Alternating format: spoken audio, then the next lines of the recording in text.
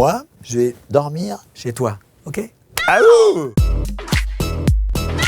Filmer tout ce qui t'arrive, c'est gênant parfois. Attends, mais j'ai une télécommande. C'est-à-dire que de temps en temps, je peux couper. Mais je me suis aperçu d'un truc. Plus c'est gênant, plus ça fait marrer les autres. Donc je paye de ma personne parfois. La fois où tu as eu le plus peur. La Bolivie, c'était vraiment compliqué. Il y a quand même une fausse policière qui a essayé de me faire monter dans une voiture. Et il y avait des amis à elle qui me cherchaient. Moi, mon boulot étant de rencontrer des gens que je connais pas et d'aller chez eux, c'était pas possible. Donc je suis parti au Pérou. Tu as annoncé préparer un film. Explique-nous. Ah, alors là, pendant mes voyages, parfois ça peut être un peu tendu. Et je me suis dit, mais si un jour je disparaissais, qui pourrait savoir ce qui m'est arrivé? Du coup, j'ai écrit une fiction dont le point de départ est justement ça. C'est une sorte de thriller, d'enquête. C'est pas du tout là où on m'attend, mais c'est ça qui me plaît. L'endroit au monde où c'est le plus difficile de squatter pour une nuit. Il y a le Japon, c'est pas facile, parce que dans la culture des Japonais, on n'invite pas ses amis chez soi. Alors un mec que t'as jamais vu, c'est encore plus compliqué, mais j'y suis quand même arrivé. Aller dormir chez tous ces gens, ça ne serait pas un peu plus compliqué si t'étais une femme? Oui, en partie, mais pas tellement le fait d'aller dormir chez les gens, c'est plus le fait de te balader dans des coins un peu risqués, un peu tendus. Le pays où tu n'es jamais allé, que tu rêverais d'explorer. Il y en a un vraiment, je pense, qui sera très intéressant le jour où on pourra y aller. C'est la Corée du Nord, parce que c'est un pays qui est isolé du reste du monde depuis longtemps, qui vit à une autre époque. Ça va être absolument fabuleux, je pense. Toi, quand tu ne sais plus quoi dire à ton hôte, le truc, c'est de bâiller avec élégance pour qu'il comprenne que tu voudrais dormir. C'est une manière de faire, ouais. Mais il faut le faire rire, surtout. Si tu ne devais retenir qu'un paysage, une belle vue de Paris avec la Tour Eiffel, qui est un truc complètement dingue, qui existe que chez nous, ça, c'est vraiment bien. Ce qui te rend le plus fier, c'est ma liberté. Je me suis vraiment battu pour ça. Et aujourd'hui, je m'aperçois que je suis quand même arrivé à un bon degré de liberté. Je fais ce que j'ai envie de faire.